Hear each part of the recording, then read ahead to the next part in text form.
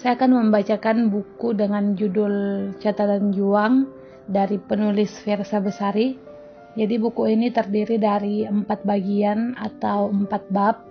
Di dalam bukunya dituliskan menggunakan kata bagian. Jadi ada bagian 1 sampai bagian 4. Kali ini saya akan membacakan bagian 1. Suatu ketika di 2015, Suar duduk di bagian paling belakang mobil angkutan umum, berhimpitan dengan beberapa manusia yang baru saja menyelesaikan rutinitas harian mereka. Gadis itu menyandarkan kepala di jendela, merasakan getaran mesin mobil tua yang membawanya pulang dari kantor, meninggalkan setumpuk pekerjaan yang belum juga ia bereskan.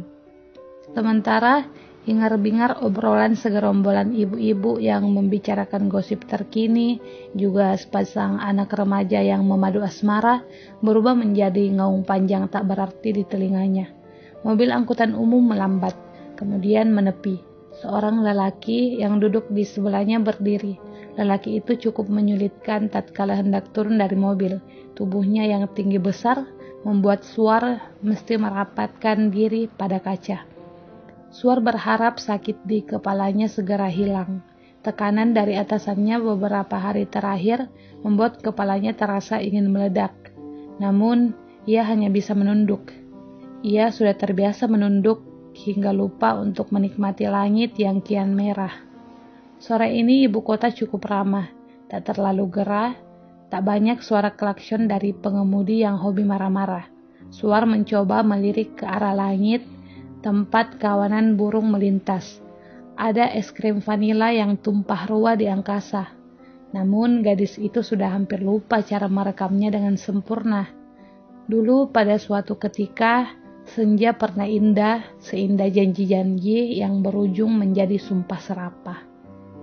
Ia kembali menunduk, berusaha memejamkan mata sementara denyutan di kepalanya terasa makin hebat.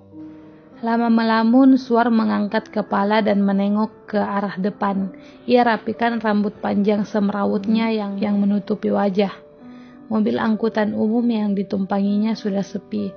Hanya ada satu orang pemuda yang duduk tepat di belakang bangku pengemudi, asyik berbincang soal sepak bola dengan Pak Sopir. Suar melihat jalanan di luar mobil angkutan umum. "Kiri bang," ucap Suar. Mobil angkutan umum perlahan menepi di sisi pembatas jalan tempat tukang nasi goreng baru bersiap untuk membuka lapaknya. Sewaktu Suar hendak berjalan keluar, kakinya menyenggol sesuatu. Sebuah buku terletak di lantai mobil, bersampul merah dan tampak lusuh. Dipungutnya buku tersebut seraya bertanya pada satu-satunya orang yang ada di sana.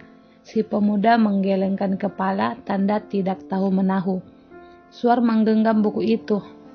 Mungkin milik orang yang tadi duduk di sebelahku lalu tidak sadar terjatuh, pikirnya.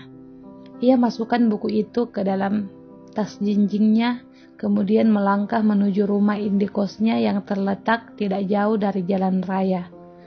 Pusingnya mulai reda. Suar tak sabar mengguyur tubuhnya yang berkeringat dengan air dingin. Malam menyergap, suara teman-teman kos Suar terdengar di luar kamar berbincang tentang tugas kuliah sambil sesekali tertawa.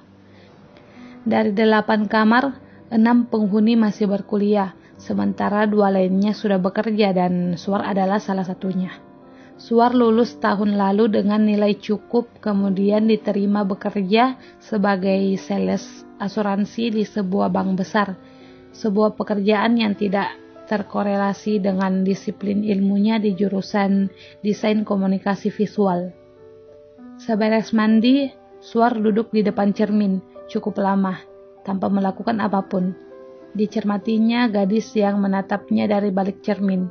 Kulitnya yang putih kekuningan, hidungnya yang tidak terlalu mancung tapi juga tidak bisa dibilang pesek, bibirnya yang merah merona tanpa perlu dipulas gincu, juga rambut lurus sepunggungnya yang masih basah. Dia bergerak lebih mendekat ke cermin, mencermati lingkar matanya yang kian hitam, kerut-kerut halus di sekitar dahinya dan garis tipis, luka bekas jatuh dari sepeda di dagunya. Ia mengingat nama yang disematkan oleh sang ayah padanya, Kasuarina, yang berarti pohon cemara, tinggi, kokoh, dan tidak bercabang-cabang, sesuatu yang jauh berbeda dari siapa dirinya saat ini. Setiap kali memperkenalkan diri, ia selalu menyebut dirinya dengan nama panggilan sejak kecil, Suar, bukan Rina, yang berarti cahaya pelita. Ia makin malu menyandang namanya. Apanya yang cahaya pelita kalau dia justru kepayahan menerangi hidupnya sendiri? Siapa kamu? Tanyanya pada sosok yang dilihat di hadapannya, seolah menolak keberadaan bayangannya sendiri. Begitulah, setiap kali Suar ingin menyerah, dia terbiasa untuk menatap cermin dan menyemangati dirinya sendiri. Biasanya dia melakukannya di pagi hari, kecuali malam ini di mana ia butuh kepercayaan diri yang ekstra. Hal itu pernah diajarkan di kantornya, bahwa dengan memberi sugesti positif pada diri sendiri di cermin, semangat kita akan terkumpul kembali. Namun, makin lama Suar makin merasa itu omong kosong belaka. Terlebih lagi ketika target penjualannya menurun dan atasannya tidak menerima alasan apapun. Yang terpenting dari sebuah proses adalah hasil dari proses itu sendiri. Ingat, menjadi produktif harus disertai hasil produksi, bukan disertai dalih. Begitu nasihat sang atasan yang lebih menyerupai sindiran. Suar menaruh sisirnya, kemudian menengok ke arah tas kamera yang tergantung di tembok kamar. Diraihnya tas itu, lalu diambilnya kamera DSLR yang ada di dalamnya. Mulai berdebu, pikirnya. Ia lap tubuh kameranya dengan tangan. Seraya menggempaskan tubuhnya ke atas ranjang, ia menyalakan kamera tersebut. Dilihatnya beberapa video yang masih tersimpan dalam kartu memori. Keterangan waktu menunjukkan bahwa terakhir kali Suar merekam adalah sekitar 7 bulan yang lalu. Ia kemudian beralih ke buku bersampul merah yang tergeletak di sampingnya. Ragu-ragu Suar membuka buku tersebut, berharap menemukan nama dan alamat sang pemilik buku. Kemudian ia bisa mengembalikan buku tersebut dikala sempat atau minimal mengirimkannya lewat pos. Dengan cepat Suar membuka halaman demi halaman, membacanya selintas. Rupanya itu adalah sebuah buku harian atau jurnal atau diari.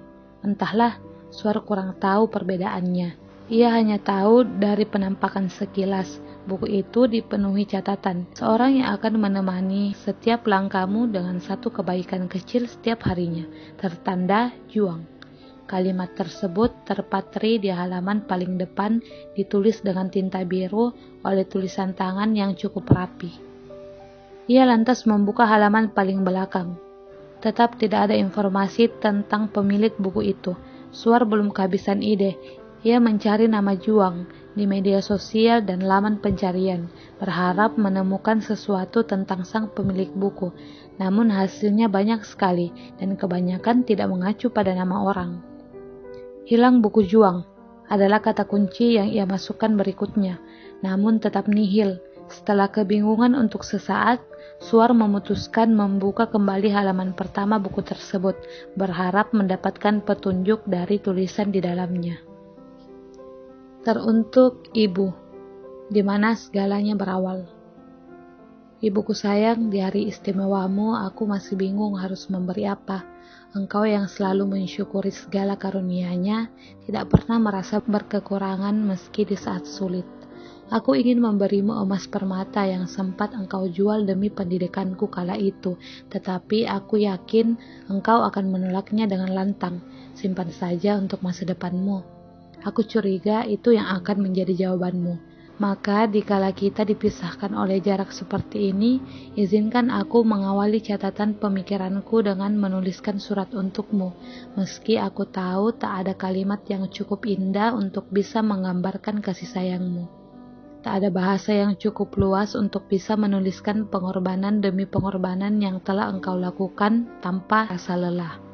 Engkau membisikkan doa sambil mengelus perutmu. Menungguku hadir, tak sabar mendengar tangis pertamaku, hampir meregang nyawa demi menghadirkanku ke bumi. Dan ketika aku lahir, engkau tidak pernah mengeluh saat membersihkan kotoranku, tidak sama sekali. Seiring waktu, engkau tetap saja menjadi seorang yang tidak pernah lupa untuk mendoakanku dalam setiap ibadahmu, meski aku tidak pernah ingat untuk mendoakanmu. Tatkala kecil dulu, betapa kesalnya diriku saat engkau tidak bisa membelikan barang yang aku mau, padahal entah kapan aku melakukan apa yang engkau mau. Aku marah karena engkau memberi hadiah yang tak sesuai harapanku, tetapi aku tidak tahu bahwa engkau membungkus hadiah itu dengan penuh kasih sayang. Saat lebih dewasa, aku sering berkata bahwa aku sayang kepadamu, tetapi membuatkanmu sarapan saja aku tak sempat. Engkau tidak pernah meminta banyak dariku, tapi bahkan memberi satu kecupan di tanganmu pun tidak bisa kupenuhi. Sepertinya aku terlalu sibuk membahagiakan diriku sendiri. Lantas kapan aku akan membuktikan rasa sayangku padamu? Saat engkau sudah terlalu tua? Atau engkau sudah sakit-sakitan? Bagaimana jika aku terlambat? Ah, ibu, tiap ulang tahunmu datang, aku membenci hari tersebut. Sungguh, mengetahui uban dan keriputmu semakin banyak, sementara waktu kita semakin sedikit. Dan aku hanya bisa menjadi pendosa sementara engkau terus menjadi pendoa. Dan aku selalu sibuk dengan keakuanku sementara kau selalu sibuk merindukanku. Betapa seringnya aku mengeluh atas segala kekuranganmu tanpa menyadari segala kekuranganku sendiri. Betapa jarang aku berterima kasih atas segala perjuanganmu untuk membesarkanku hingga aku bisa menjadi diriku hari ini.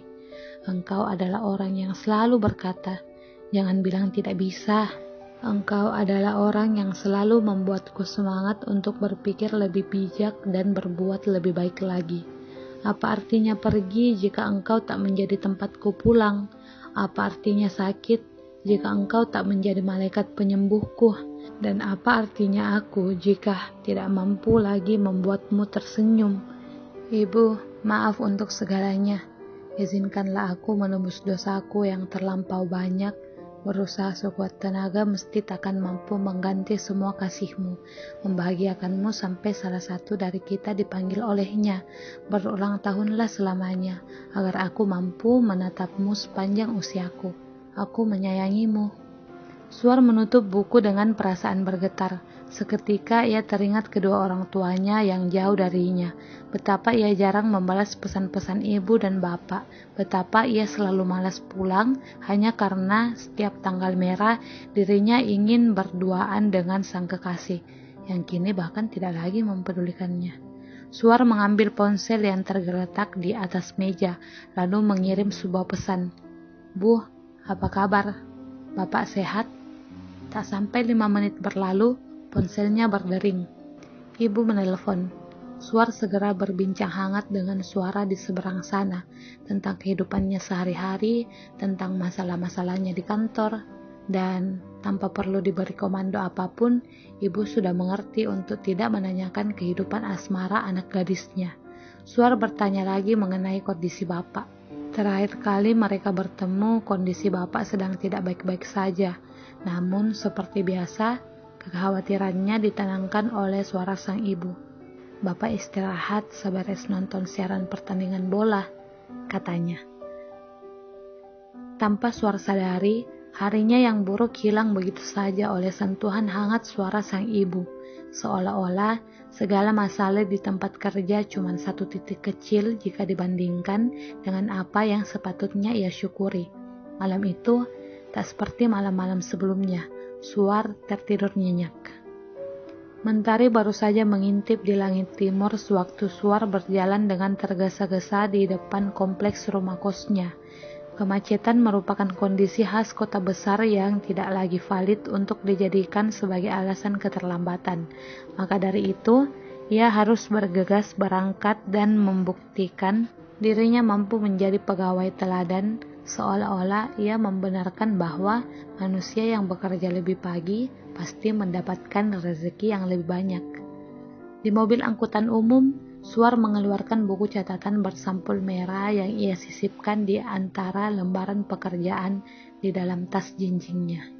Ada 2 hal yang membuatnya memutuskan untuk kembali membaca buku catatan tersebut. Pertama, Dia masih berharap bisa menemukan alamat atau petunjuk apapun tentang sang pemilik buku. Kedua, ia suka dengan cara seorang bernama Juang ini menuangkan perasaannya perihal ibu yang terasa begitu tulus. Kalau ada poin yang perlu ditambahkan, alasan ketiganya pastilah karena tulisan tangan Juang yang begitu elok, sambung menyambung, tetapi enak dibaca. Otaknya berkata bahwa membaca buku milik orang lain itu sangatlah tidak sopan dan terkesan tidak menghargai privasi. Sementara hatinya berkata bahwa ia harus terus membaca, jaga-jaga di tengah buku ia akan mendapati informasi perihal Juang. Sebuah pembelaan yang cukup masuk akal, pikirnya. Lagi pula, itu jauh lebih baik daripada membuang buku tersebut atau menaruhnya kembali di lantai sembarang mobil angkutan umum. Permainan masa kecil. Jeripaya kami berbuah manis. Meski tidak terlalu besar, tetapi akhirnya perpustakaan kami jadi juga. 3 bulan purnama sudah berlalu sejak aku dan masyarakat desa membangun ruangan ini. Berharap anak-anak kecil akan kembali membudayakan baca buku. Karena buku yang kami bawa kurang banyak, kami berkeliling ke desa-desa lain untuk mencari buku bekas. Tak kusangka, banyak sekali buku tidak terpakai yang kami kumpulkan di sepanjang perjalanan. Senang, sekaligus sedih. Ini menandakan masih rendahnya minat baca di negeri ini. Padahal, bukankah ilmu pengetahuan adalah modal paling mendasar untuk membawa bangsa ini menuju masa depan yang lebih baik? Sewaktu sore datang dan kami sudah selesai mendata dan menata buku-buku, sebuah ide jahil menghampiriku. Aku memaksa beberapa kawan dan pemuda desa yang sedang berleha-leha supaya keluar sejenak dari perpustakaan. Awalnya mereka menolak karena kelelahan. Aku tidak peduli. Kuminta mereka bangun. Mereka kebingungan saat kuajak ke lapangan yang terletak tidak jauh dari perpustakaan. Apa yang akan kami lakukan sore ini? Kami akan bermain gala asin. Permainan tradisional, beberapa daerah menyebutnya galaksin, galaksin, atau gobak sodor. Raut kesal di wajah mereka berubah menjadi senyum lebar. Mereka geleng-geleng kepala. Sesudah menaruh sandal dan sepatu sebagai tanda batas, kami berlari ke sana kemari dengan tawa riang menghiasi wajah kami yang berkeringat. Kawanan nyamuk berputar di atas kepala seiring bau badan kami yang sudah tidak mampu lagi terdefinisi. Meski tidak bisa bermain terlalu lama karena hari mulai gelap, memainkan salah satu permainan semasa kami kecil adalah petualangan yang menyenangkan. Kami ingin anak-anak kecil mulai membaca buku. Kurasa cukup adil jika kami juga memosisikan diri sebagai anak kecil yang mampu tertawa riang menghadapi perlombaan. Aku bahagia karena masa kecilku dihiasi berbagai permainan yang melibatkan aktivitas fisik. Dulu sebelum azan maghrib berkumandang, pantang untukku pulang dari lapangan, karena bermain bersama kawan-kawan adalah hal yang terasa sangat mengasyikkan. Lalu ibu akan menyeret aku dan adikku pulang, memaksa kami mandi, dan membedaki wajah kami sampai terlihat seputih aktor pantomim. Tubuh kami mesti wangi minyak telon. Esoknya, kami akan kembali bermain di lapangan. Terkadang, kami bermain hingga berkelahi. Namanya juga anak laki-laki. Apalagi kalau adikku yang pendiam itu sudah dibully. Walau musuhan, toh tidak pernah lebih dari 3 hari. Selain kata Pak Ustadz itu dosa, sebagai anak kecil, kami tidak gengsi untuk saling bermaaf-maafan. Kemudian di sekolah, kami akan menggambar tokoh-tokoh komik dari Dragon Ball dan Kung Fu Boy, sambil membicarakan superhero idola kami. Bak seniman hebat, kami tuangkan imajinasi di halaman belakang buku pelajaran, terkadang juga di papan tulis.